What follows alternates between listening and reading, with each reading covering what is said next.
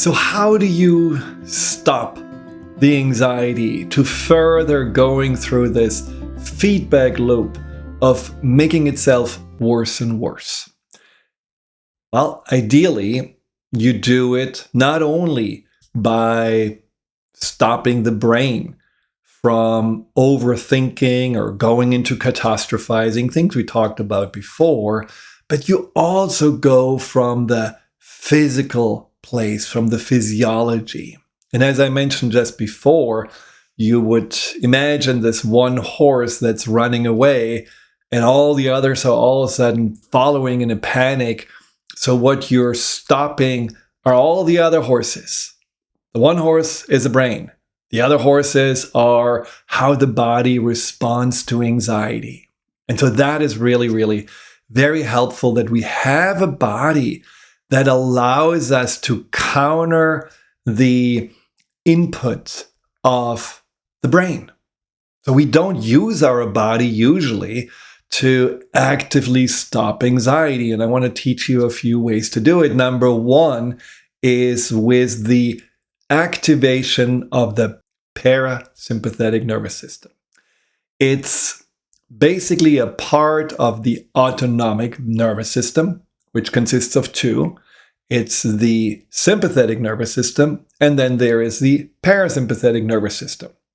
The sympathetic nervous system is the part of that system, that nervous system that is responsible for stress responses. So that is when adrenaline gets pushed into the system, or cortisol, and that's activating the sympathetic nervous system. And then all these reactions that are about keeping us safe, all the fight, flight, and freeze response reactions on a physical level are managed by the sympathetic nervous system. And then there is the parasympathetic nervous system, which is the opposite of the scale, which is all about calming the system down. It's about resting. When you sleep, that system is activated. When you heal, when you digest.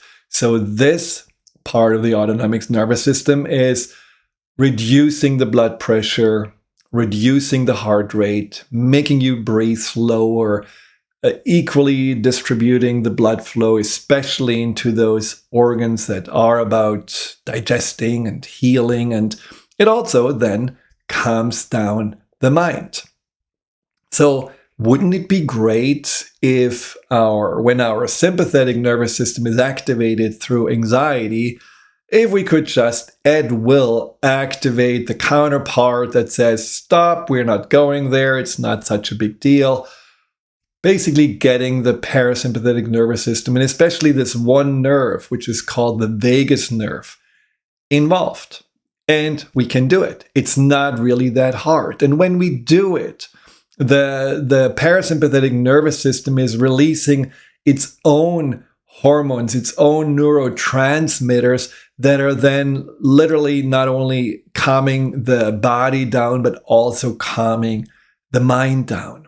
So what can you do to stimulate it? Here are a few fun ways that I think really work well if you are practicing them before you go into this anxiety mode that feels so overwhelming. It's almost like you're creating already a pathway that then you can use more easily when you feel anxious. So don't just see this as the bailout methods when you're in a panic, but see it really as something, I want to strengthen my relationship with my parasympathetic nervous system so that it really responds in an instant when I need it. So humming is a wonderful way, because when you're humming or chanting you are, through the vibration, stimulating the vagus nerve that goes down through your thorax, through your chest, and that movement of your humming is getting this vagus nerve activated. And when it's activated, again, it starts to relax the body. Same thing with a simple way, blowing on the tip of your thumb, because the fingertips have a lot of those nerves ending that go back then to the parasympathetic nervous system and stimulate the vagus nerve. So you can do. Another one is tapping right your upper lips or a little bit above. That also has a lot of these little nerve endings that are connected to the vagus nerve. Gargling helps, which is never a bad thing to do. Also, this sighing while you're breathing. So you're like, inhale and you, it's twofold effective. One is through that stimulation of the parasympathetic nervous system. Again, the deep breathing, the movement in your chest, and then the releasing of the air. But then also the sound of sighing. I mean, we do sigh when, feeling really relieved, or I'm sighing when finally you can relax, or maybe you sigh because you had a really good meal and now you can just, open your pants a little bit and digest.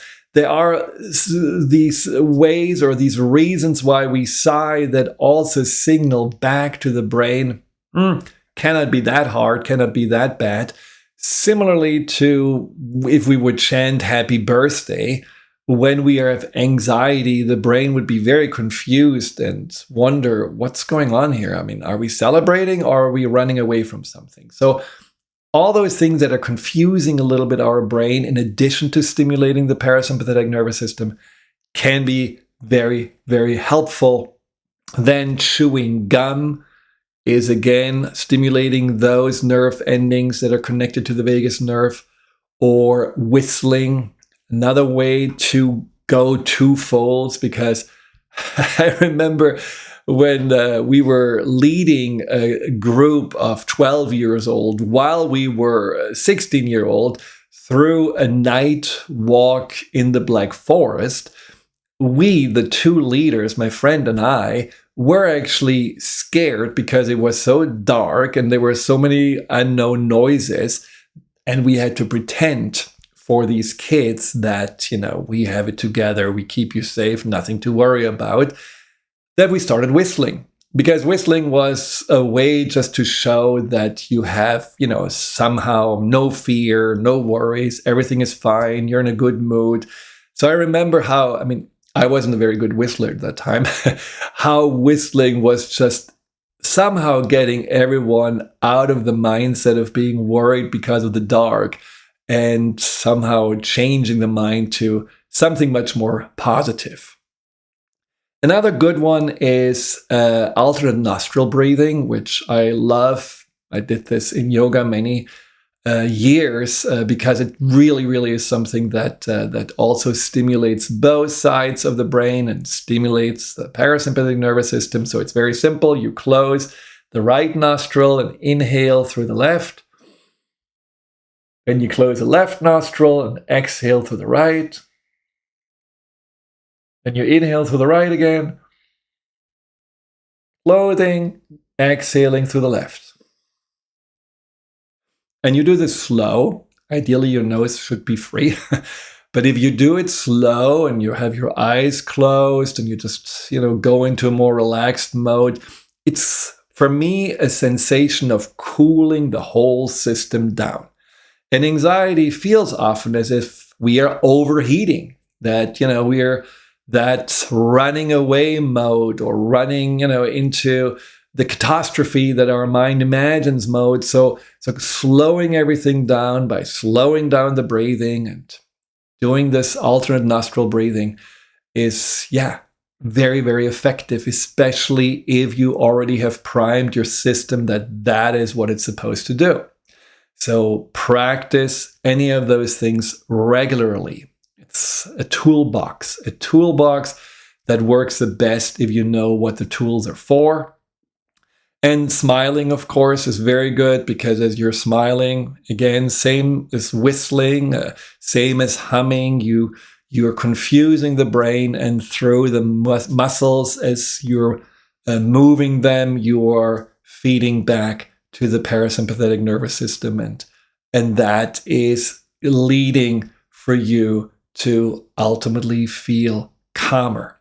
Now, a lot of people don't even realize that they are living in a constant sympathetic nervous system activation state where it's a chronic stress. They don't even get really into the parasympathetic state. And I think that's the reason why a lot of people also get sick, because A, the body is run down, but it's a way for the system to rebalance itself. I mean, how often does that happen, that we are really going through a very stressful situation? Maybe we had to go through exams or a move or had to take care of someone, and afterwards we crash.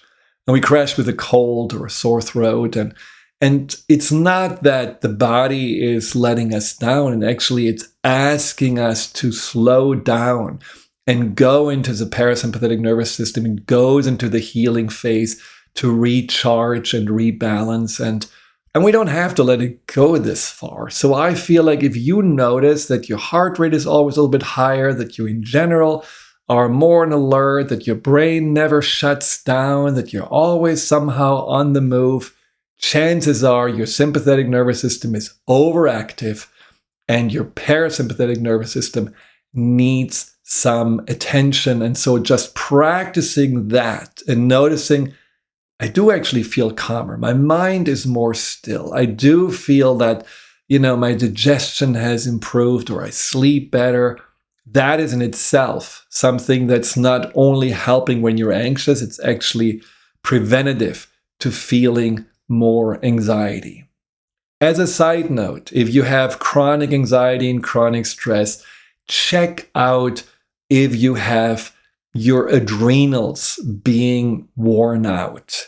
I know it's a topic that not every allopathic or Western medicine practitioner believes in, but I do believe that our adrenals, which are the glands that are pushing out cortisol and adrenaline and noradrenaline and all those stress hormones, that they can kind of burn out, that they are just fatigued. And this chronic fatigue that's often associated with chronic stress has shown to really benefit from replenishing with certain herbs or acupuncture and other ways, that ability to not just be on the state, on the sympathetic stress state, but actually go into the off state and let the parasympathetic nervous system take over.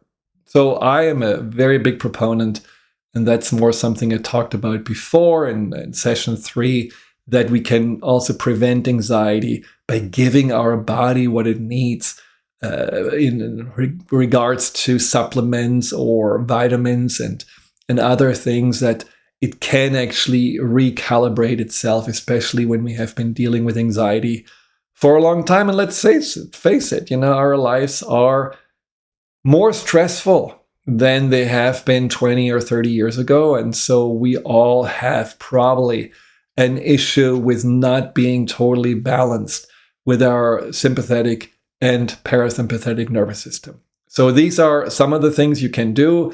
2 more things about the parasympathetic nervous system. One is ice cold water on your wrists or an ice pack in your neck. That's also a really nice way to stimulate it. And then anything that calms you down, reflexology, massages, I mentioned already acupuncture, cranial sacral, all the things where you just feel like, oh my God, finally I can relax, and drool comes out of your mouth and you snore and the practitioner smiles.